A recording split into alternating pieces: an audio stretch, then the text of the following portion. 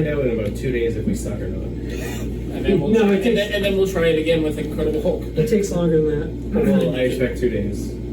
Welcome to Project Potter again. My name is Kyle, as always, your host. I'm joined here by some special guests here. My friend Victor, my friend Garrett. We just watched Iron Man, and we are going to review it and kind of start this MCU review going off here. So, just a couple things here. We're going to kind of review the movie, and we are going to kind of go over the big points here, the unsung heroes, maybe some scores at the end here. We don't really know how this is going to go, so this may be way different than what we do in 4 or 5 episodes, but for now, we're going to do Iron Man review. Alright, so if you guys want to join me, we're just going to, I guess we'll recap the big moments here, and just the overall story. This movie came out in 2008, so if you haven't seen Iron Man, I don't know what the fuck you're doing, so go watch that movie. And it's 2020 when we're recording this, so it's now 12 years old, but I mean, personally speaking, I think this movie holds up. I don't know if you guys agree or disagree. Phenomenal 12 years later. I definitely agree with that. It's, yeah, I would say just watching this movie again, I've seen this movie a few times now, but definitely holds up. Doesn't really feel dated that much, other than the flip phones that Tony uses in this movie. And I think it holds up pretty good, so yeah, we'll just kind of get into it. So for those of you who don't know, Tony Stark is kind of the lead protagonist and the main character, kind of in the MCU movie, as we'll see, and he gets captured by, do they say where this movie takes place? Is somewhere in the Middle East. The Middle East? We'll say Afghanistan. Okay. I think it was Afghanistan. Hopefully that's not racist, everything that's going on now, but yeah, we'll say Middle East. I think that's kind of what it's depicted as. This movie came out in 2008, so kind of the... Right in the wartime. Right in the height of everything that was going on with kind of, I think the end of Bush's administration, yep, and then Obama's administration, the war in Iraq, so I think it's very relevant to the times. And yeah, so Tony Stark, he's in a Humvee to start this movie. He's with a few soldiers, cracks a couple jokes. He's got scotch. Is it scotch?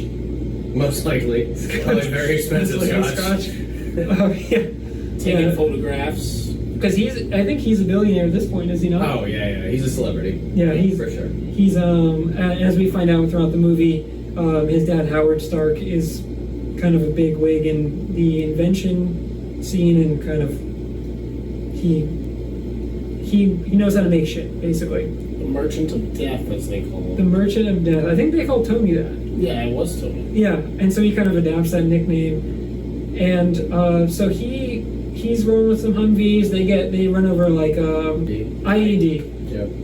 Independent explosive device. Wasn't in the military, I'm not sure. Heard that term before, but either way, the Humvee in front of them blows up and kind of throws this movie into a loop here. Tony is kind of shocked here. There's a missile that goes down there, and he actually sees that it's Stark Industries that is there, and that kind of shocks him. Then we actually get a flashback to Vegas, Vegas baby, for I think it's 36 hours early. Yeah, 36 hours. 36 before. hours. Yeah. Day and a half. It's supposed to be accepted. Which in Vegas is like fucking 10 days. So, yeah. So they go back to Vegas. There's an award for Tony. He doesn't show up at the award show, if I remember correctly. It's Obadiah that needs to take over. Yeah. So Obadiah, Stane, played by Jeff Bridges, I think we all agree does a great job, regardless of kind of how we feel about. He's an asshole in the movie, but phenomenal. He does a good job of playing the asshole, I think. So he shows up, he takes the award for Tony, says, "I'm not Tony." We find out Tony's actually at like the craps table. Craps table. Going on dice. Yep. Hanging out with like hookers or attractive women that they got for this movie, and they blow on it, and he throws it. And he's there with Sergeant James Rhodes, played by Terrence Howard. Colonel James Rhodes. Yeah. Colonel James Rhodes. He's there, and he's kind of trying to keep him under wraps, but it's Vegas, baby, and everything's kind of going crazy there. So he's kind of letting loose. He doesn't have to go to the award ceremony. We'll kind of cut ahead here. Tony eventually gets captured by the Middle Eastern terrorist group. Terrorist group. We might be leaping way ahead here, but trying not to spend too much time on the recap. Tony gets captured. Basically, he's held I don't know. He's as a held slave, hostage. Yeah. He's held hostage. So they tell him, the group that holds him hostage ends up saving his life. They put an arc reactor in his chest and say, "This is what's keeping the shrapnel from reaching your heart." And they basically tell him, we need to build the Jericho missile. And we kind of skipped over this, but he does have a demonstration here, the iconic Tony Stark scene where he puts his hands up and he talks about the Jericho missile, where it's got all these little missiles going off there. Blows up an entire mountain. He says something like, the best weapon is the one you want to fire once, and then the enemies won't come out of their cave.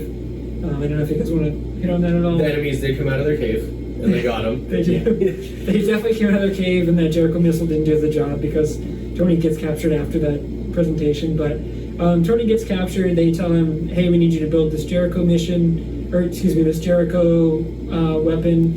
Or, I don't know if they threaten his life, but they say, "This is what's keeping you alive," essentially. Basically, just hooked up to a car battery at this point. So at any point, they can probably just end him. Yep, they do say, and there's a good bit where Tony's walking around with a car battery in his hand for a while. That's actually keeping him alive at this point.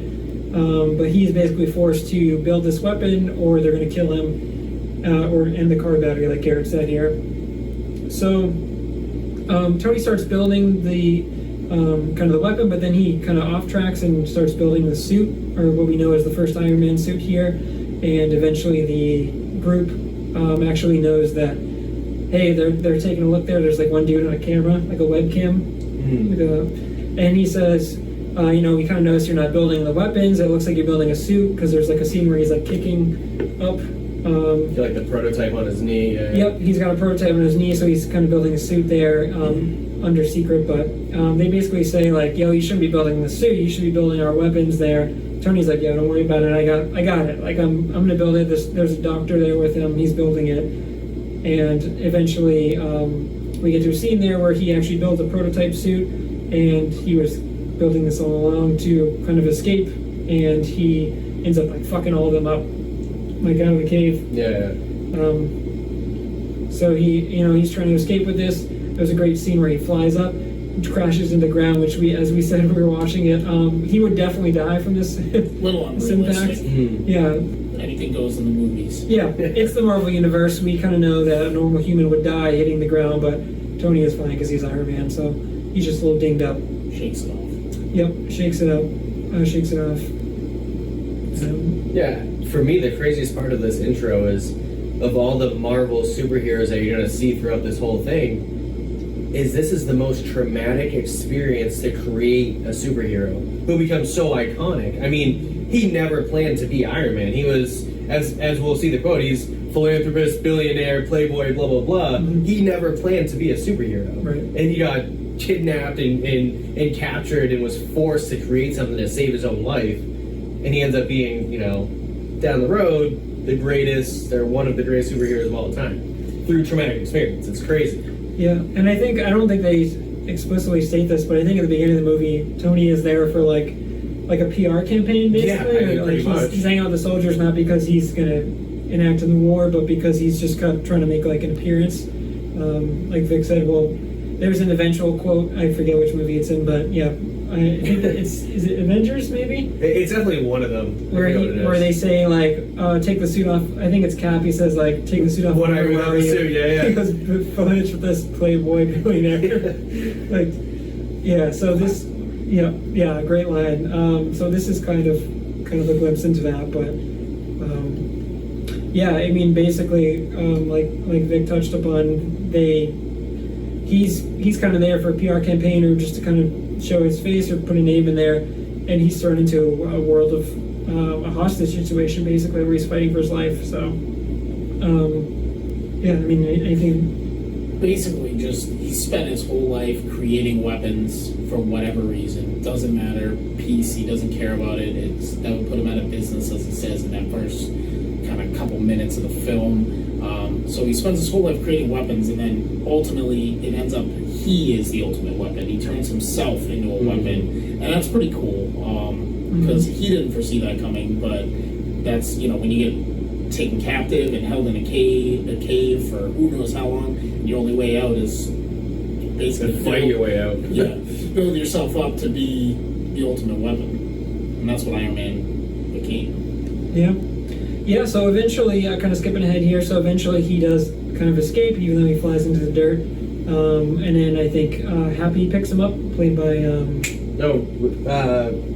Rhodey meets him in the desert somehow, which I kind of a crappy part of the movie. All of a sudden, there's a slight explosion in the desert. He flies out of this. He crashes in the dirt. And 2 minutes later, Rhodey's just flying over and picks him up. Like, kind of a low point of such a great movie, if you ask me. Yeah. Very coincidental. Where the hell was he, 3 days ago? You couldn't find him in that cave with all those weapons? Kind of weird, but maybe Rhodey was looking for it this whole time. And then he, days and days of finding nothing, and then maybe he finally found it. Yeah. In the middle of the desert. Yeah, exactly. I mean, obviously a huge explosion. He blew up the Jericho and all the other Stark missiles that Obadiah sold to him kind of under the table, but I don't know, a little crazy, Couple loose ends. Yeah, but it's part of a movie. A couple loose ends, but it's the MCU, so you take the bad with all the greatness. We're talking about a series about superheroes, so it's not exactly like it's going to be. It's grounded in reality to an extent, but it's not exactly anything crazy. We jump ahead here. He eventually escapes. Rhodey finds him. There's a great bit where he says he wants I think he says the American cheeseburger, and they go to Burger King. Yeah. There's like a great bit where there's like Burger King shot, or he gets a Whopper, and he eats that. They have a press conference there. And then he says he doesn't want to sell weapons anymore. We're no longer a weapon company. And that's when the feud between Obadiah and him really starts. And at least that's when it publicly starts, because we find out later down the road that Obadiah was setting him up the whole time, that he wanted him out. And Obadiah's frustration obviously comes back. Him and Howard Stark were business partners, or Howard's right-hand man, and then next thing you know, Tony's 21 years old, taking over the company as CEO from Obadiah. So naturally, in any company, greed is the root of all evils. That took over everything Obadiah ever wanted. He said, "I'm done with Tony." Started pushing him out, and instead of pushing him out, he tried killing him out, and that kind of backfires. But keep going with the story. True. So we'll skip ahead here. Again, we just watched this, but I don't know if I remember every portion there, but we don't want to recap, scene for scene. And if you're watching this, you hopefully have seen Iron Man already. If not, go watch Iron Man. But we'll just kind of touch on the big moments here. But like Vic said, Tony eventually goes from weapons manufacturer to kind of, he wants to prevent weapons, or kind of stand up for peace, or I guess kind of defend. He wants to use this technology that he created in that cave to kind of refine his suit, what we know is the Iron Man suit eventually. He's got the arc reactor in there. He's trying to kind of fine-tune that. And there's a great scene that we get with Pepper Potts, played by Gwyneth Paltrow, where Tony's kind of laying up there on, is it gurney, I guess? Yeah, like a chair, and he's kind of operating on himself. Yeah. So he's operating on himself, and Gwyneth comes in, or Pepper, I should say, and Pepper comes in, and he's like, "Hey, I need you to help me out with something." And there's a great bit where he says, "Just like Operation," and who's played that game, and I think we mentioned that right before the scene started. It's like Operation, where she can't touch the sides because it's going to electrocute her. Similar to Operation, we got to be really careful when you're playing it out. But she tells him basically to bring out the arc reactor. There's a great bit where there's like a long. Like a hose, like a line where she takes it out there and she replaces it, and there's like a cute flirty scene with them where he's like, "I'm just going into cardiac arrest," and she's like, "Oh shit," and she puts it back in, and then he's good to go. But he's like, "Yeah, not so bad."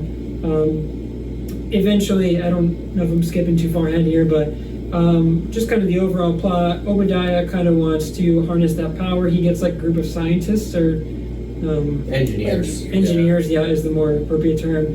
He gets a group of engineers that want to kind of harness that power, and he eventually goes to Tony's apartment and uses like a high I don't know what the word is, like a high frequency type like really loud, like high pitched sound that like will to paralyze him. He says it's like short-term paralysis, where he ends up like sneaking into Tony's apartment, which seems like he has a bunch of high-tech a lot of security, but not for Obadiah. Stane, who just walks right in and just like roofies him basically. And he puts him to sleep basically, and he just takes the arc reactor out of his chest. He uses that arc reactor for the body, the suit of armor that his engineers have built there, and that's kind of a bigger, hulkier version. We kind of skipped ahead a little bit because, just before that, Pepper, who, when you look at that role, you're like, okay, if she's just an assistant or a secretary or whatever, you don't bring somebody like Gwyneth Paltrow, right? So naturally, if you're a movie snob and you're watching this first movie of this huge, massive collection of movies, you're like, okay, she's going to play a bigger role, which, keep watching, she plays a bigger role, but she gives him a gift. What was it for? I can't remember if the gift related to anything or maybe it was just random. They replace the arc reactor, and he gets like a better version of the arc reactor, and she takes the original. That scene where she takes it out, that's the original arc reactor, and she puts that in a case, and you can buy that like on Amazon now. But it's I'm glad you brought that up. Proof that Tony Stark has a heart. Proof that Tony Stark has a heart. Yeah, that's a cute moment. And she puts that in like a display case, and then.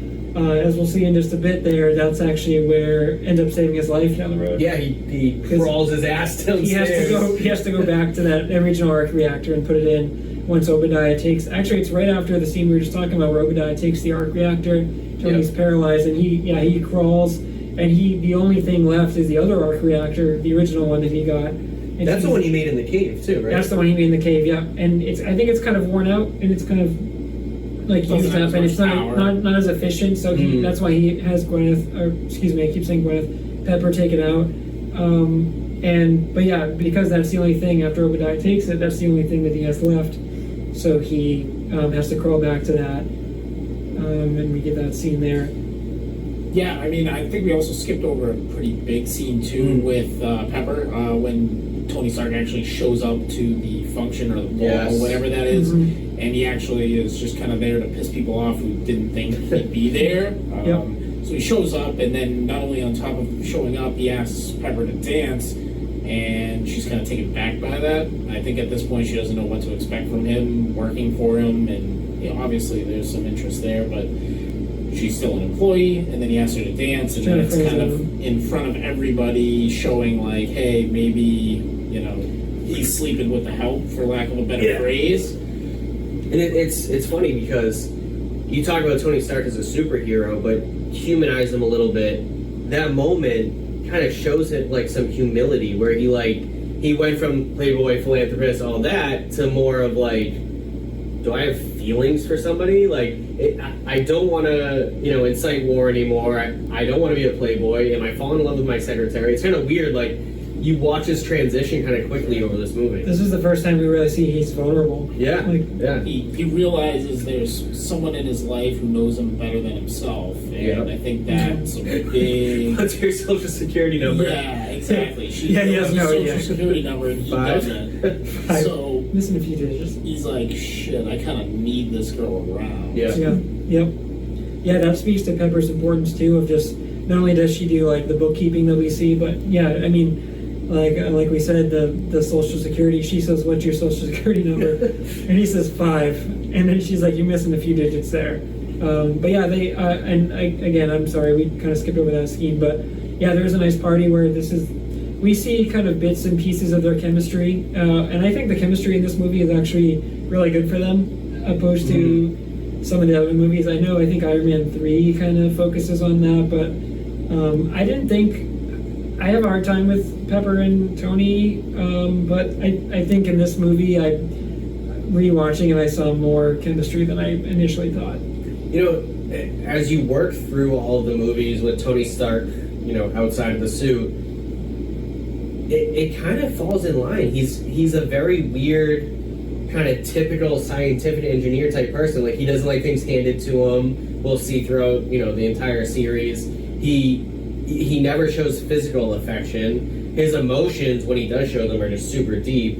But he's very standoff. He's a typical, like, scientist, engineer kind of nerd. He's just top of his work. Yeah, he's just a good-looking guy that gets a lot of women. So he kind of... Some sort of social awkwardness. Yeah, for sure. We skipped way over the beginning, like one of the beginning scenes, but where he sleeps with the hot blonde model that comes in. The reporter that's asking questions about weapons. Yeah.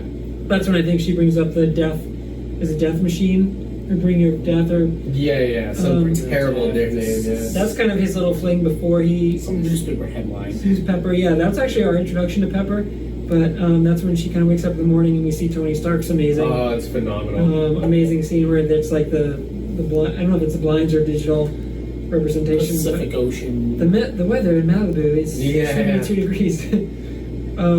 But yeah, she kind of goes, and I think Pepper says like taking out the trash sometimes. The little feud. She's like, "Oh, do you do everything for Mr. Stark?" And she's like, "Yeah, I do. I'll do anything for him, including taking out the trash." Yeah, there you go. So good. Yeah, that's a good bit there. Sorry, that was jumping way back to the beginning, but yeah, again, I don't want to recap scene for scene this movie, but I think we're kind of leaping ahead here. Just the big moments here. In general, yeah, we see there's a lot of scenes here where we see Jeff Bridges as Obadiah Stane, where I didn't realize how much of I think you said it, Victor, in the movie, he's kind of a dirtbag. Yeah. Where like I knew he was a bad guy or a villain in this movie, but I didn't realize how dirty he is, or how much he's trying to really not only screw over Tony, but like also just like he's only interested in really like weapons. And yeah, if you've never seen him before, you have no idea he's the bad guy until the end. Yeah, it's hard to tell. He's like an uncle, really. Or I think it speaks to Jeff Bridges' character too, because he's such a phenomenal actor that it's like you like Jeff Bridges, so you want to like Obadiah. Yeah. And I think he starts off kind of good, where he's like, oh, he accepts the award for Tony, and he's like, oh, I'm not Tony Stark, and everyone gets a good laugh. But then he just like spirals downwards, where I didn't realize how quickly he goes down that path. Yeah. Yeah, at no point is he like on. He works for Stark Industries, but at no point are you like, oh yeah, this guy's got the best interests of Tony Stark in hand. Like you never get that vibe from him. No. Yeah, and Tony has that tonal shift after he kind of has his ordeal or his life death experience, where he says, I want to stop manufacturing weapons and go to saving the world or protecting the people. And Obadiah is so opposed to that view, where he like does not want to do that at all. Or like Tony's trying to be like, we can make these for peace, and Obadiah's like, no, we need more weapons. And I think he's like pushing sales on Tony, or Obadiah's all about the money. Yeah, it's all profit. Yeah, very greed, and I think we said greed is the root of all evil, which we brought up a couple times here, and that's kind of the moral of the story here. So yeah, I mean, I don't want to spend too much time more on the plot, just the overall plot here, because I know we're probably getting a little longer tooth already. But yeah, basically Obadiah does build his own suit, kind of a prototype suit, similar to the one that Tony built in the cave here. The arc reactor that he steals from Tony, he uses to power the suit, and then that's when we talked about Tony has to crawl to the original arc reactor. Now, like a famous scene where proof that Tony Stark has a heart, which saves his heart or saves his life. Yeah. So that's a good bit there from Marvel. But yeah, I mean, eventually Tony does see on the news there that this group of radical Middle Eastern, whatever you want to call it, like ISIS type. They're rebel group. They have their own little weaponry, and they're taking over villages or communities in the Middle East. And Tony's just had enough. He knows it's the same group that took him, the same group that Obadiah or someone. I don't think at that point he knows 100% it's Obadiah. I think he has good instincts that it's Obadiah, but he then says, you know what, screw this. He puts a suit on for the first time without really testing every little bit of it, and he just goes to war. And it's one on a dozen, and he wins very easily. But he saves, dozens of people, innocent people. There's an awesome scene, and we kind of skipped, and we'll go back to it in a second, but we kind of skipped over the scenes where Tony's like in his garage. We said all those really nice cars, and he's testing. He's kind of getting the feel for the flying and the proton. I think he tells Jarvis like 20% or 40% or whatever, and he's like increasing the percentage each time, but he's figuring out how to fly or what works for him. And I don't know if it's this. Is it this movie where he flies through the roof, or is that like an Iron Man? Oh, he fell through the roof in this one, and then he flies through it later. Yeah. And it's also in this scene that you get the great line that like, "Oh, I can fly."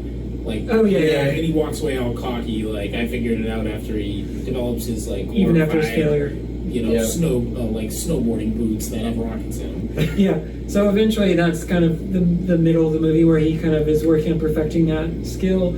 And as we find out, he's much better. at perfecting that suit than Obadiah is.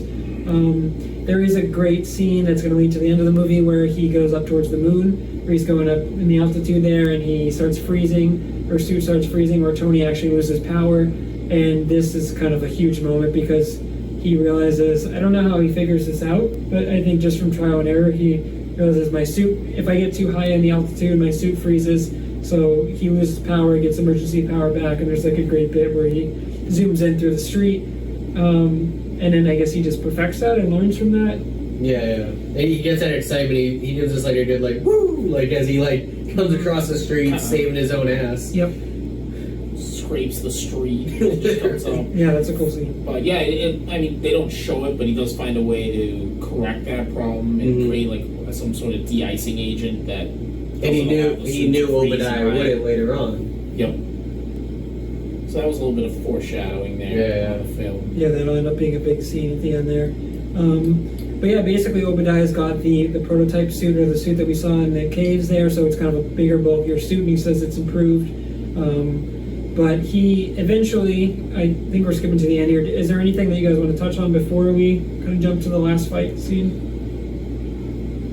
No, I mean, we skipped over the relationship with Colonel Rhodes a little bit, and I mean how in depth that relationship is. It's a little different in the first one compared to later down the road. Mm-hmm. They're not as close now. Like they have a weird like business partnership where they understand each other, but they're not like friends. As you know, as we keep watching these, you see how close they are.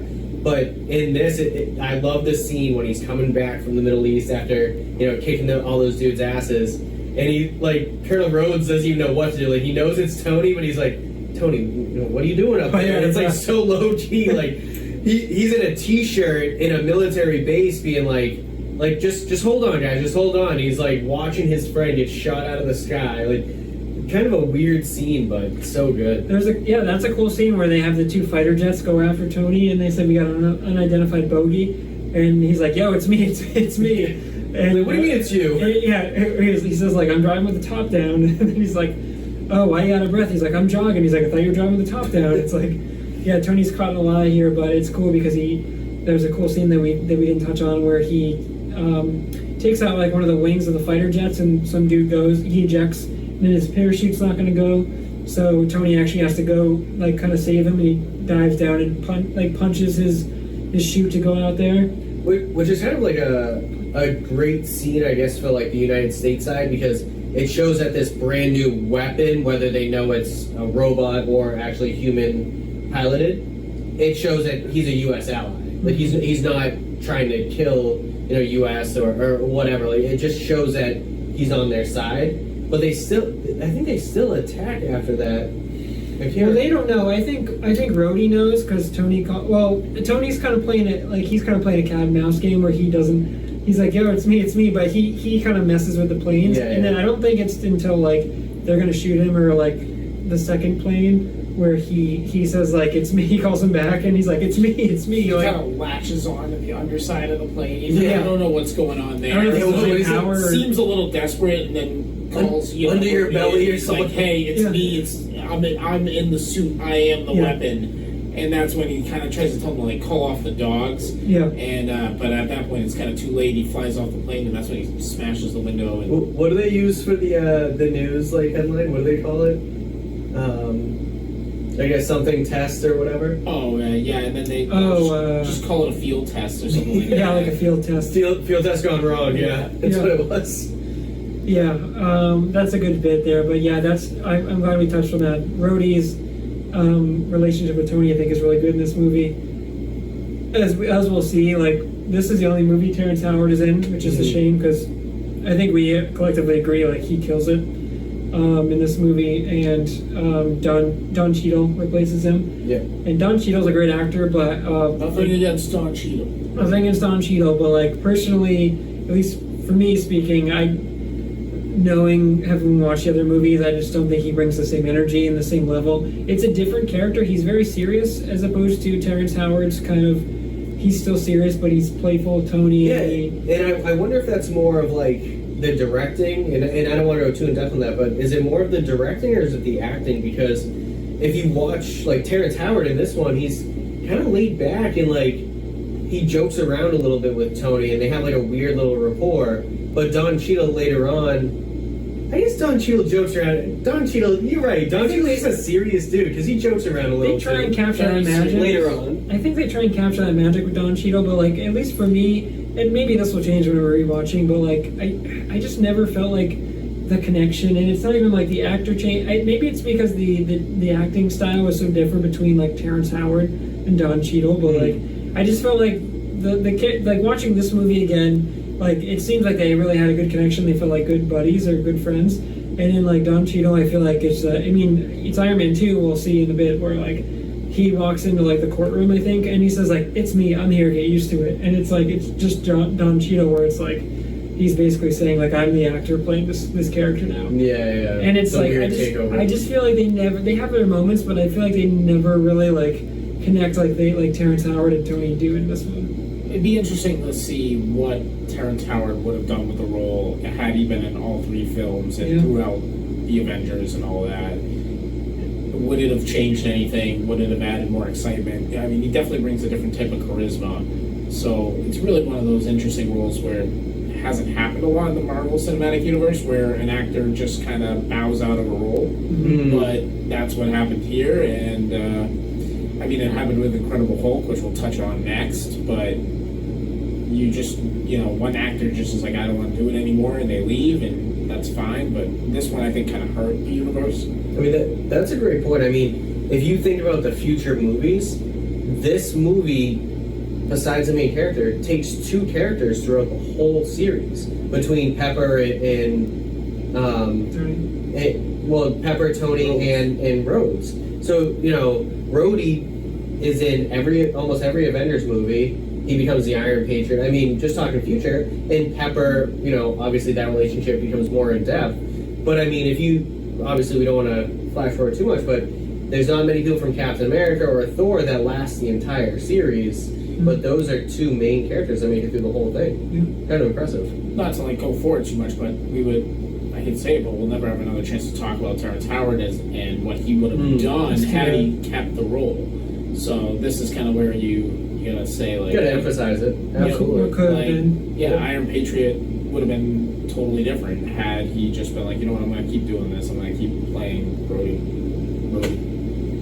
Yeah, I think it's a good point. It's tough because I think Terrence Howard is such a good actor where it's like, I mean, personally, and again, I'm glad you brought that up, Garrett, because Incredible Hulk, which we'll be doing next, that is, as anyone who's seen the MCU before, that's the Hulk movie the only Hulk movie that doesn't have Mark Ruffalo as the Hulk, so it's got Edward Norton, and that is the canon Hulk movie. So it's weird because similar to this movie, where Terrence Howard only played that one role in Iron Man, Edward Norton is that's the only time he shows up as the Hulk, and then our Hulk is replaced, and then Mark Ruffalo is the Hulk throughout the rest of the MCU. So to be fair though, in Terrence Howard's, I mean he's probably kicking himself turning down a role now after seeing how the MCU blew up. But to be fair, in 2008 when this movie premiered, nobody knew that this would blow up. So for all we know, this could have been like, oh, Iron Man was good at the box office, but that was it, and it was a nice movie, but nothing else happened. I mean, obviously no one saw what would come. I mean, other than maybe Kevin Feige, who the Marvel mastermind. But that's your point though, because Terrence Howard, he's good in everything he's in, but besides Empire, which, I don't know, probably had 5 or 6 seasons, and it was a pretty big, hit across all, platforms. I don't know if any movie even comes close to what he could have achieved with this. That's why it's a little weird to me. I like to refer back to Entourage, and I could have watched Vinny Chase, 10 more seasons, but he said he didn't want to get typecast, and that has to be Aquaman. Yeah, I mean, that's what Terrence Howard, probably was thinking. I don't want to be known as Iron Patriot or whatever the future was at that time in 2008 for him. That's what's crazy to me. He could be massive now. What's interesting too is, with your point, Vic, typecasting is it's so crazy because it can go one of two ways. Where let's say Daniel Radcliffe, who plays Harry Potter, he was always going to be known as Harry Potter. No matter what he did, Woman in Black, I think was the movie. Now you see me too. He's Harry Potter, and that's he's just Harry Potter. You said Vinny Chase. Adrian Grenier, Grenier, whatever his name is. He's always. I hate to chased. say it, but he is now typecast. Like he got out, but he's like you're just Vinny Chase. You can't Has he play been in another anything role. since? You see E, and E is just E. Like that's Yeah, who it is. exactly, Like, they yeah. can't play another role. Like Tom Brady is a Patriot. Shout out Sorry, to change the It's- subject. yeah. Shit. Maybe we'll do Entourage and review at some point. I don't know. Wow, Oh. talk dirty. Throwing, Yeah. dropping a bomb. But it's one of those things where didn't want to be typecast. Like Chris Evans is Captain America now. Like, Forever. Tony Stark is Iron Man. It's when you commit to a role like that, you really have to commit. And guess See, you just said they Tony wanna- Stark is Iron Man. You didn't even say Robert Downey, No. but you're right. But it's like it's that's how it is. exactly. That's how it is. That's how my brain thinks. Yeah, It's like Tony Stark's they're Iron one and the Man, same. wait, Which- Robert Downey Jr. It's like I don't even think back to when he was like in Sherlock the earlier Holmes. career when he was just on crack and stuff like that. Yeah. But it's like he doesn't even have another role like Sherlock Holmes. You mentioned that like decent films, Good but movie, but no one Didn't take remembers that. They don't remember that part of Robert Downey Jr. Right. The only other Robert Downey Jr. I remember is Tropic Thunder. Like but that's a Jesus. total, and Just that's for another a planet totally dude different disguised as reason, another which dude. we're not even going to touch on. But you're right though. I mean, I noticed. I don't know if you guys have seen it, but Evans and Hemsworth, right? That Thor, Yeah, Chris Hemsworth. Yeah. Chris Hemsworth. They both have movies on Netflix. Like, so Endgame ends, and their next movie is a release on Netflix. You know, it's like they kind of lost who they were. I know. Now you look at the bigger names. I mean, Jeremy Renner was blowing up before he got into this. Scarlett Jo, you know, God bless her. I mean, she is, you know, Don she's John, She can do yeah. whatever she wants. Don't- Yeah, Switch she over can do whatever to she Don John. wants. She's unstoppable, obviously. Yeah. But like those guys, I mean, Chris Evans wasn't really that big going into this. No, he Captain was in America forever. another teen movie, right? It was like his big movie. Yeah. Yes, Yeah, wow. it was. America's ass was like Wow. that meme now. Right? Yeah, which you know he's great regardless, but and we're kind of getting He off base wasn't here, big but- though. I mean, No, he wasn't big. Chris Evans was like a guy that some like none of the teen movie is a great movie, but Yeah. like people have Chris Evans cool. But yeah, Captain America, First Avenger is like the first like he blew up and he killed that role, and then like That's who he is now. It's like That kids he's- see him in the store. It's like you're Captain America. You're not Chris Yeah, Evans. exactly. You're not the dude from your Hulu TV show. Like, Yeah. it's not like that. Mhm. So So I it's a commitment. kind of respect where Terrence Howard was at because slightly different time frame for him and Don Cheadle. Don Cheadle's had so many impactful roles in so many different types of movies.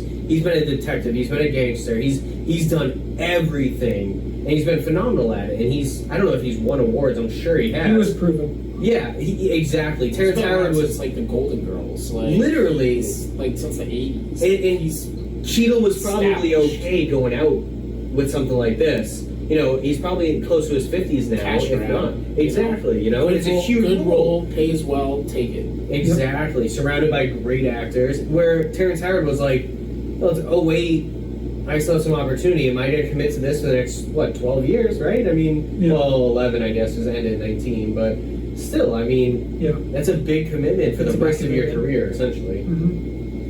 I feel like a lot of people get confused with Terrence Howard and Cuba Gooding Jr. too. So I think that's part of the problem here. Is like he was just probably like everyone keeps calling me Cuba Gooding Jr. Yeah, I just yeah. want to get away from that. Yep. Yeah, so that was good. I think we kind of touched on the big points, but yeah, eventually we get this end scene here where it kind of calls back to the moon scene where Tony's going up there and finds out about the freezing issue, but he fights off with Obadiah Stane, and then he sends Pepper to like turn on this like electric machine or electromagnetic machine. Well, that's the big arc reactor. Oh, right. okay. Yep, the big arc reactor. Yeah, which kind of like gives you like that Chernobyl vibe. Like they're Literally. like Great series. like blow up the arc reactor, and like the first thing I think of is like this has got to have lasting effects Mhm. Yep. on the entire Yeah. like Earth, not just. Do they- Like they use it to kill Obadiah, but I'm like thinking in my head, I'm like, look at this massive Like a explosion. nuclear bomb This, about like, to go off. radioactive explosion that they just sent out of a, I don't know, Like a a massive facility? EMP. Like Yeah. every like the entire world, like country loses power. Mhm. I want That's what it looked like it I was want to gonna know. I want to know about the aftermath of that. Because it's like it killed the guy, sure, it killed Obadiah, took care of him, but I'm like, what's the aftermath of blowing up that huge reactor? What is the cost of Yeah, life? yeah. Yeah, what Kinda is the weird. cost of a lie? But we were watching it a second ago, and the first thing I thought of was just like, I'm like, that definitely, like, it probably just, like, wiped off all wildlife in Yeah. the area nearby. I didn't think about Like, that, but yeah. all the farms are cleared out. Like, Definitely killed coronavirus. Coronavirus is gone from wherever that facility was. So what we need is an EMP in today's world. Yeah. So we need Tony Stark to come in here and save like 2020. every plane in the sky must have just fell right out of the air. Seriously. Like, it just, I want answers. But they got the bad guy, so. Although I think the scene before is when they go up to the moon and then he freezes and you think Obadiah is done, but then does he fall to the ground and then that's when they do it doesn't the show. Yeah, it doesn't show him falling. Tony comes down a little recklessly, lands on the roof, and boom, there's Obadiah waiting for him. Yeah, so I think Obadiah took damage from that, but he recovers from the freeze. Yeah. And then that's when he starts like being like, "I'm gonna take you down, Tony," and that's when Tony's hanging on, where he's about to fall to the roof, and he's like, "Just push the button, like." Tony was ready to you told die me for not it. to, and he's like, "Yeah, Tony was ready to die for it." Foreshadowing there, but sorry. I do want to, like, touch on one part of this film that I think we can kind of dig Right. into, where he says in this part, he's like, he starts talking to Tony, he's like, you built this suit, but I made some add-ons myself. And all I kept thinking about in that part is, I'm like, well, Tony engineered this suit, he, like, pioneered it, built it up from scratch, and then he perfected it, like the guy told him in the cave when he went to go pick up the blueprints. How did this guy make a suit that was, granted it was much larger and probably more durable, but it's definitely not nimble, and power, like, how did it compete with Tony Stark's suit? I didn't understand that. I felt like Tony Stark's suit should have been light years more improved than this guy's.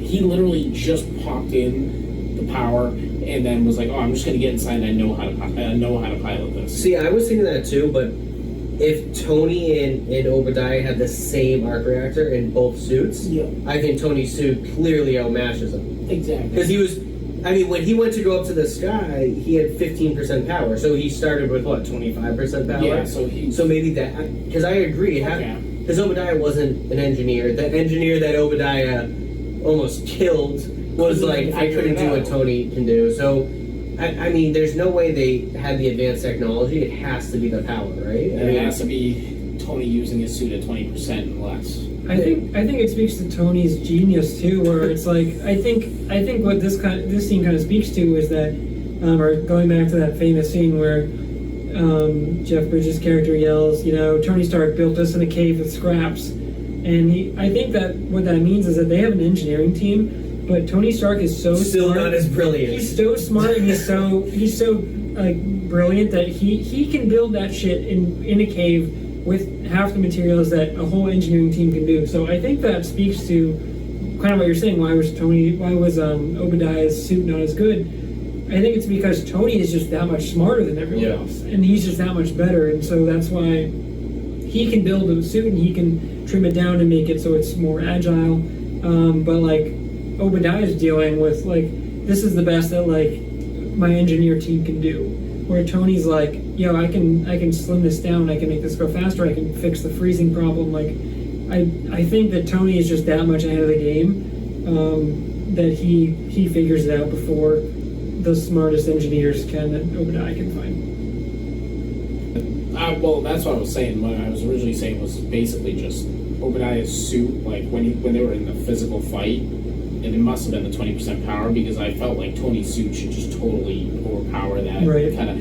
I mean, if you look at it from just an engineering standpoint, Obadiah's suit had hydraulics on the back. The hydraulics do not work that fast. If he's going to throw a punch and that thing has to compress, that's just kind of primitive technology to Tony's suit. But that's where we found out that it ended up just getting blown up by an arc reactor. Quick little recap shout out, I guess. Because we go through it as soon as the the hell they called when the things came on at the end. The credits, thank you, Jesus. As the credits came out, the end of every movie. I know, right? Those words. The credits came out on the screen. The first thing says directed by Jon Favreau. I mean, we know Jon Favreau has directed many movies. He's phenomenal. He's just as good of a director as he is an actor. Plays a big part in the MCU. Yeah, I mean, happy. What a great fucking name, first of all. Second of all, he's directing this movie while playing such a great role. That's another one that, as I was just saying, Rhodes and and Pepper, Happy plays in all of them as well. Mm-hmm. You know, yeah, he's in most of them. Yeah, I mean it's crazy. He's money, baby. Yeah. Whoa, is that little swingers? Yeah. Little swingers reference. You just watched that, didn't you? I did. Just watched that for the first time as a 20-year-old man. So wow. yeah, Swingers but good. I remember that reference to that is Vince funny. Vaughn. Yep, Vince Vaughn. Classic. Yeah, so they have the big fight. Eventually, Tony wins by Pepper setting off the EMP that destroys all fucking life in the universe, basically. And then the end, we get a press conference at the end. I don't think there's any big moments between that fight and the end segment. No, I mean Agent Coulson, who obviously plays a role. He does. He kind of gives him the index card, saying, you know, here's what I want you to say. Right. What's he say? You're on the yacht with a few models or whatever, something like that. Mm-hmm. You know, here's your cover up, and Obadiah's on a plane to go to a meeting or something like that. And Tony gets up there, he starts getting off track a little bit, and Rhodey's like just stick to the cards. And he's like, you know, I was gonna stick to the cards, but I'm Iron Man, and he just drops the bomb on everybody. Yep. I am Iron Man, and just Boom. And then like the crowd freaks out, and then we get into credits, and like just a great ending. Like One of the best developments of a character, especially in a movie. of course what we'll see without like avoiding too many future spoilers, like from this movie to Endgame. Just great, like full circle. I think what's great about that ending scene too is that he reads the newspaper and he's like, "Oh, Iron Man," and he's like, "Well, it's not made out of iron; it's made out of this." Yeah. And he goes, "But that's got a great ring to it." And he's like the first person that's like, because he's been so arrogant his entire life that he just like loves the spotlight, and he just realizes like I can have an even bigger spotlight as a superhero. Mm-hmm. Yeah. And he's like the only superhero that's like, I don't care if people know my true identity, I want that fame. And he went out there and he basically like just hijacked the interview and he's like, you know what, I'm just gonna tell the world that I'm Iron Man because I want them to know that I did this and I'm the one responsible for this.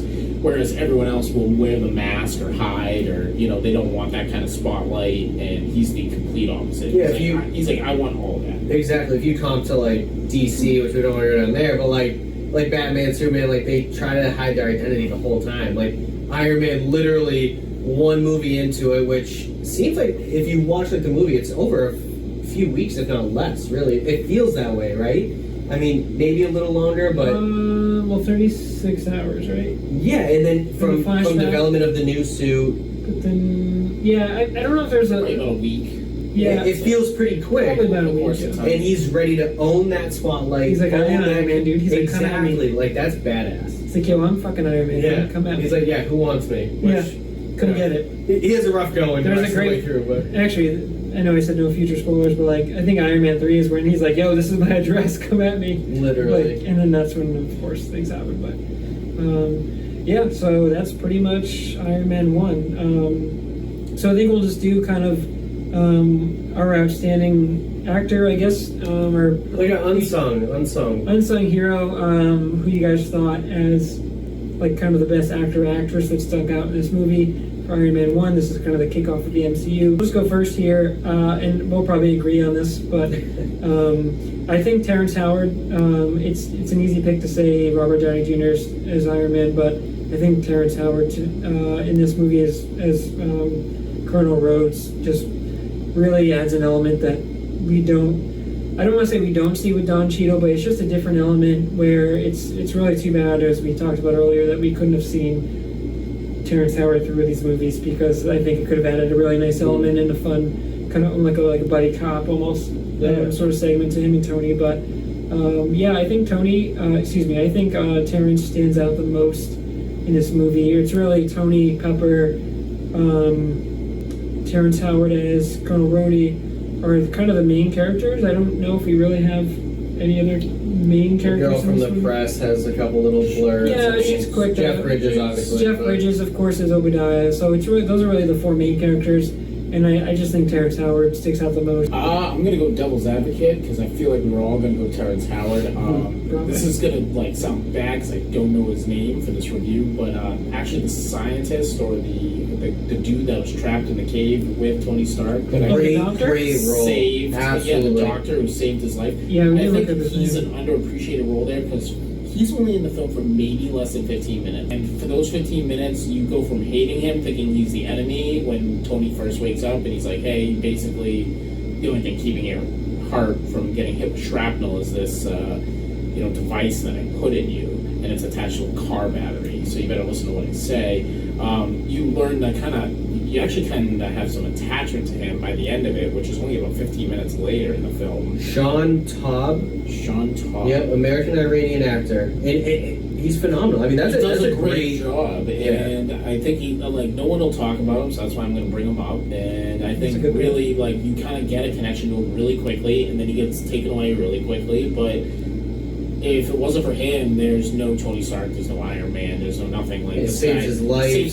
Yeah. And he's in the same position as Tony at that point. Mm-hmm. Tony doesn't know it, but he's being held captive there by this terrorist group to do their bidding, whether it's keep Tony alive or build a weapon. Whatever they need him to do, that's what he's there for. So, and the one part that we all laughed at the beginning, he's translated for them. He's like, yeah, and he says if you build the weapon, he'll keep you, he'll let you live. And Tony goes, no, he won't. And the guy goes, no, he won't. Like that. They both know they're all going to die, but it's like he goes underlooked because it's so early on in the film, but plays kind of a key role, and you do develop some sort of an attachment to him until he disappears. Yeah, and if we remember correctly, he is the one when that one dude is kind of looking at the camera and noticing I don't know if Tony's building our weapons. He's the one who actually sticks up for Tony and says no, we're building it. Don't worry. And they're like, I don't think you are. And he's like, dude, but that might be the first time Tony shows a little selflessness because Tony says, I need him. Remember when the ISIS type guy says he's gonna kill him, he says, I can't do it without him. He knows hey, this guy did save my life. Yeah, and he owes him. I owe you one. Yeah. So now that you say that, in that point, I don't think that Tony needs him necessarily, but because he does feel like he owes a debt to him, he saved his life. He talks about his family too, so I mean... Yeah, so I think Tony could have easily done it without him, but because he sees this guy's life as a danger and that he did save his life, I think he sticks up for the doctor there and says, yeah, like you said, Tony, I need him, and they spare his life there, so... Yeah, so that's a good point. I think that's a really underrated actor in this film. I'm gonna go with Obadiah. I mean, if you really look at all these movies, he plays such a great villain because it kind of comes out of nowhere. If you've never seen it before, it hits you at the very end. We keep complimenting his acting. I mean, it really was phenomenal. He comes off as kind of an arrogant, good-looking, older businessman, but low-key, he's a greedy bastard that will do anything to make a buck, and he loves the spotlight. He wants to steal it from Tony. It's very low-key, but it's very powerful from every aspect. I mean, the money side, to the power side, to the fame side. I mean, he kind of takes over a little bit in some scenes. It's actually really impressive looking back at it, because you watch the 3 Iron Man specifically, and you grade those, which we'll have to do now, grading the bad guys. And then you grade all the bad guys later down the road. I mean, he's pretty good. He's kind of impressive to me. He holds up. Yeah, I mean, great acting and a great character overall. If I had to pick a weak link, I would probably say Pepper Potts. But that doesn't mean Gwyneth Paltrow does a bad job. She just, between Robert Downey Jr., Jeff Bridges, Terrence Howard, and her, I think she's the weakest of those. But so those are kind of my strongest is Terrence Howard. My weakest is probably Pepper Potts. I think Pepper Potts. I think you're right. No offense to Gwyneth Paltrow. I think she was just kind of settling into a role, and there weren't a lot of roles in this film that had more than one scene. So her having a couple, I think it was probably the weakest of people who had bigger roles. I don't want to go with the crowd, but yeah, I mean, this specific movie for Pepper wasn't great. I mean, if you, like I said earlier, Gwyneth Paltrow, is going to have some sort of significant role, whether it's throughout the whole trilogy or the whole Marvel series or whatever you call it. She's going to have a significant role, but this one wasn't great for her. She was kind of weak, but if you really break down, you know, obviously we can't look into the past. Maybe she really was just the quiet secretary that did everything. In this movie, because of that traumatic experience, she had to jump and be a new person. You get what I'm saying? Like, because she was just the secretary before this traumatic experience, and now Tony's kind of slowly falling in love with her. Tony's dying and going to war with people, and now she's not just a assistant or secretary or whatever the hell she was. She's now like his sidekick almost, in a sense, and she kind of does become the sidekick later on. But so yes, in this movie, there's a very weak character, but I think it's going to develop, obviously, as we know. But yeah, I think we agree with Gwyneth Paltrow. She's just like, it's not that she did a bad job acting in this movie. She's just the weakest, I think, of the other three main stars. Yeah, Between I think it's more of a Terrence role and character Obadiah. thing. Yeah. Yeah, so I think we all kind of agree on that. So what would you guys give this on a score out of 10? I'm not going first. Yeah, what do you so. I guess I'll start. We'll go left to right or wherever it is on the camera. Out of 10, this one's tough because this one, you know, I think for a lot of people, this one is kind of starts it off and kind of starts it off with a really realistic storyline that's not too cheesy in some aspects. I'm gonna go with like an 8.3. I think it's a really solid film that holds up. I think it's got a good amount of action. I think it does a good job with the backstory. I think the casting, for the most part, is on point, and everyone does what they need to do. No one's really a weak link. It's just, you know, we had to pick someone to rag on, and poor Pepper Potts had to be it. And but yeah, yeah, that's what I'm going to go with. I'd say mid eights is a fair score for this film. Yeah, I would say for me, I'm going to go a little bit higher, just 8.4, kind of for the points that Garrett touched on there. I think this is actually really strong casting between the one, I guess this isn't spoilers, the one-time villain for Jeff Bridges, the one-time casting for Terrence Howard, I think are strong points of the MCU, but it's just lacking that overall bigger picture thing. So this is more of a self-contained story, but yeah, I think everyone in this role does well, and I really enjoyed. I think we all kind of really enjoyed watching this movie again, and even as we said, a 12-year-old movie holds up pretty well. So I know I enjoyed watching this one again. So I think for kind of all the reasons Garrett mentioned, the characters, the story, kind of the overall package there, it's 8.4. Yeah, for me, you know, looking at it right now, you know, 2020, 12 years later, I was convinced it had to have an 8 in front of it, right? But we can't rookie score, we can't do 8 even. And then I thought about, this movie came out in 2008. I'm like, you compare to action movies in 2008, and of course technology was pretty good then, and film and everything. It was good then. But this, I mean, this is top of the line. If you really compare it to 2008 action movies, and not really sci-fi, but a little sci-fi to it too, with the technology that Tony develops, I mean, this is an 8.5 to me. 8.5, I mean, it's rock solid. I actually was leaning a little lower, 8.1, 8.2, and then you remind me of the 2008. I mean, this is 12 years old. This thing is rock solid. You know, maybe it's a lower 8, maybe even a high 7 if it's 2020, but 2008, baby, 8.5. I gotta give it to him. It was good. It's important to bring up the time that it was made and see what was around it. So yeah, I think that's a good point. That's it. Any finishing thoughts that you guys want to close on? No, or? I mean, for me, I'm excited to watch the whole thing through. Except for Hulk. Except for Hulk. I'm ready to rag on Hulk. Yeah, that's gonna be a good review. Hulk will be fun. Tune in to the Hulk review. We're gonna shit all Probably over going to It's be gonna the be biggest video. Yeah. I mean, as we watch this, it's gonna be great to see where Iron Man 1 kind of drops in the rankings of all of them. Yeah, I mean, it's a great movie, but we have a lot of great movies ahead of us too, so We do. it's gonna be intriguing. 23, I think, total. Jesus Christ. Um, So Kyle just booked me for the next 6 months, I guess. Yeah, so obviously we'll do rankings going forward, but because this is the first one, Iron Man by default is at number 1 there. Yep. And then next week or whenever we get to review the Hulk there, we will do a ranking there, and we'll see if the Hulk can overtake Iron Man. Probably pretty unlikely, but we'll see. We'll try and be objective as possible with the next movie there. But yeah, we'll go through all the MCU movies, and it should be a blast. So I know we're pretty excited to watch those movies again. They're pretty, for the most part, very, very good films.